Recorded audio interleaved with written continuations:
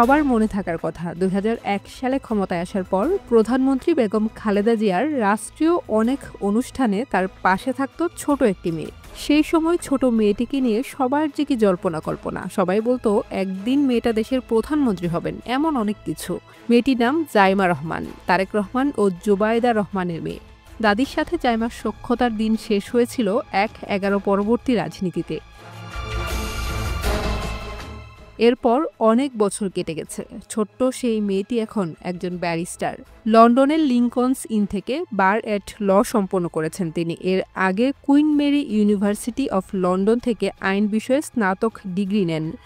বাবা মায়ের সঙ্গে বিভিন্ন সময়ের ছবিতে দেখা গেলেও প্রকাশ্যে খুব একটা সক্রিয় ছিলেন না তিনি। তাই হঠাৎ করেই তার সাম্প্রতিক উপস্থিতি রাজনৈতিক অঙ্গনে নতুন আলোচনা জন্ম দিয়েছে। থ্যাংক ইউ সবাই, এত এত কষ্ট করে যে আপনারা এসেছেন, এত কাজ যে করছেন, আপনাদের চিন্তা ভাবনা কি অসুবিধা সুবিধা। রোববার বেগম খালেদা জিয়ার নাতনি ব্যারিস্টার জাইমা রহমান প্রথমবারের মতো দলের একটি গুরুত্বপূর্ণ সভায় অংশ নিয়েছেন। বিএনপির ভার্চুয়াল এক সভায় তিনি যুক্ত হন। এ সময় তাকে দলের নেতাকর্মীদের উদ্দেশ্যে বক্তব্য দিতে দেখা যায়। সভায় বিএনপির সিনিয়র যুগ্ম মহাসচিব রুহুল কবির রিজভী এবং বিএনপি চেয়ারপারসনের উপদেষ্টা ও সুপ্রিম কোর্ট আইনজীবী সমিতির সভাপতি ব্যারিস্টার এএমএম মাহবুব উদ্দিন খোকনও উপস্থিত ছিলেন।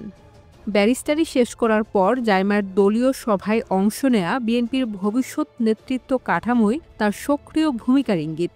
দেশ বিদেশে দলীয় কর্মকাণ্ডে তার উপস্থিতি সাংগঠনিক শক্তি ও আন্তর্জাতিক যোগাযোগের নতুন মাত্রা যোগ করবে বলে আশা করছেন নেতাকর্মীরা।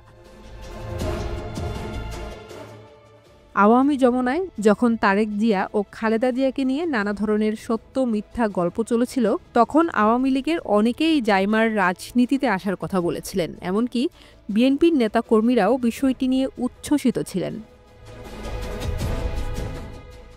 সেই কঠিন সময় পেরিয়ে এখন যখন জিয়া পরিবারের বিষয়ে মানুষ কথা বলেন, বেশ সম্মানের সাথে তাদের নাম উচ্চারিত হয়।